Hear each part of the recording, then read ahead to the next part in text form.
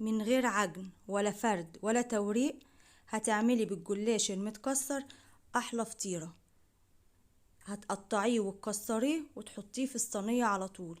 هتعملي ولا 10 صواني في وقت قصير جدا، ما بتاخدش وقت خالص، وهتطلع معاكي تحفة بجد. يلا بينا ندخل على الوصفة ونشوف هنعملها مع بعض ازاي. معايا نص كيلو من الجلاش. لو انت عندك جلاش حطاه في الفريزر بقاله فترة ومتكسر منك، هتعملوا منه الوصفة دي هتطلع معاكي هايلة. جلاش معايا مش متكسر ولا حاجة، بس نعتبره اللي هو متكسر. تمام. لفيته رول كده زي ما انتوا شايفين، وبدأت اللي انا اقطعه شرايح كده بالسكينة بالشكل ده. هقطع كل الرول بتاعي او كمية الجلاش بتاعتي بنفس الطريقة. بعد ما قطعتها وخلصتها هبدأ بايدي كده اللي انا افكه من بعضه، تبقى كل شريطة لوحدها بعيدة عن التانية، علشان يطلع معاكي مورق وحلو جدا وما يطلعش ماسك في بعضه كده ومش حلو. تمام. بعد ما خلصت تعالوا نجهز الحشوة بتاعتنا. معلش الإضاءة عملت شوية، كانت الكهرباء قطعت في الوقت ده، بس ايه انا كنت شغالة بقى في الوصفة فلازم اكملها لكم. جبت معايا كده بيضة وحطيت عليها رشة من الملح ورشة من الفلفل الاسود، وبدأت اللي انا اقلبها كده واربها الاول. تمام. بعد ما خلصت بدأت اللي انا احط عليها كوباية من الحليب، وهقلبها مع البيضة كويس برضو لحد البيضة بتاعتي ما تفك خالص وتبقى هي والحليب حاجة واحدة. بعد كده هبدأ اللي انا احط معلقتين كبار من الزبادي او علبة صغيرة. يلا نحط الباقي بقى، فاضل حاجة بسيطة مفيش مشكلة.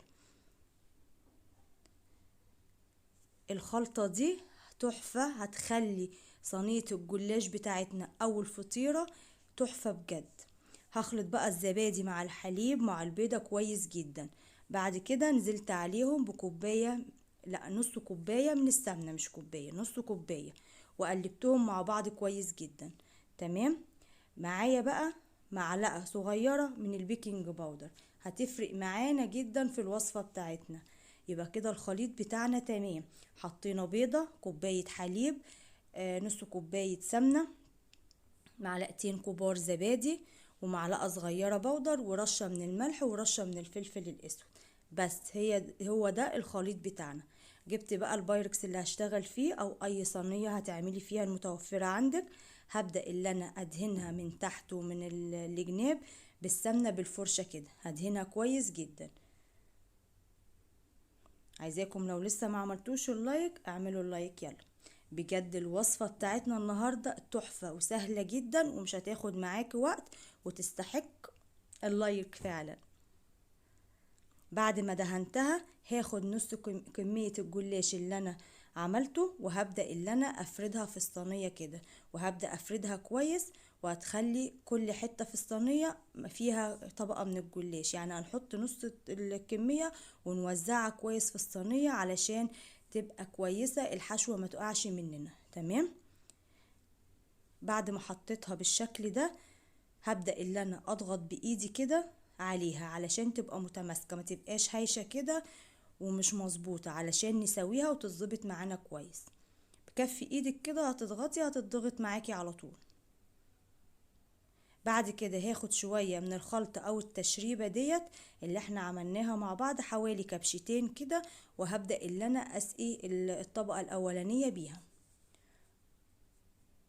عايزه اقول لكم ان الخلطه دي حلوه جدا، تخلي الجلاش معاكي كده مورق وفي منتهى الجمال. تمام. بعد كده هبدأ اللي انا اجيب اللحمة المفرومة بتاعتي علشان نحطها.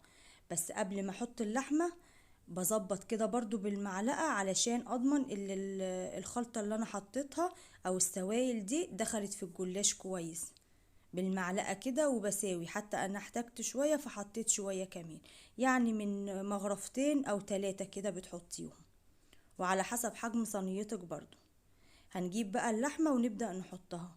انا معايا لحمة معصجة، اللحمة دي اللي انا كنت معصجاها معاكم في التفريزات قبل كده، طلعتها وفكت كده وما شاء الله تحفة، كأني لسه عاملاها ولا سخنتها ولا حاجة، يا دوبك فكت بس بتاع لحد ما فكت. جميلة جدا وسهلت عليا كمان الموضوع، والوصفة بتاعتي ما خدتش مني وقت خالص. بتاع الحشوة متعصجة وجاهزة عندي، والجلاش اتقطع ولا ورقنا ولا عملنا حاجة، سهلة جدا. ممكن تحشيها بأي حشوة تانية، ممكن تحشيها بجبن، ممكن تحشيها بفراخ، ممكن تحشيها ببسطرمة، المتوفر عندك واللي انت حباه احشيها بيه. تمام. بعد ما حطيت بقى الحشوة وفردتها كويس، هبدأ اللي انا احط الكمية التانية من الجلاش، نص الكمية بقى كلها هحطها، وهبدأ اللي انا اوزعها كويس واغطي الحشوة بتاعتي ما خليهاش باينة. وبعد ما بوزعها بكفي ايدي برضو زي ما عملنا في الطبقة الاولانية، هبدأ اللي انا اضغط عليها كده علشان كل الطبقات تتماسك مع بعضها وتبقى حلوة وتبقى كمان متساوية. احنا عايزين برضو شكلها يبقى متساوي. بعد بقى ما خلصت واتساوت معايا، هبدأ انزل بكمية السوائل او الخليط اللي احنا عملناه مع بعض، هنزل بالكمية كلها واوزعها بقى كده ايه، ما سيبش اي حتة غير لما احط فيها.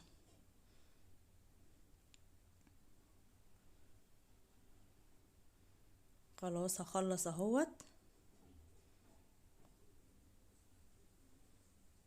كده، الكمية بتاعتي كفت الصينية وكله اتشرب منها وبقت زي الفل. علشان اضمن بقى ان كل حتة اتشربت كويس، هبدأ اللي انا اميل الصينية يمين وشمال كده علشان كل الخليط يدخل في الجلاش بتاعي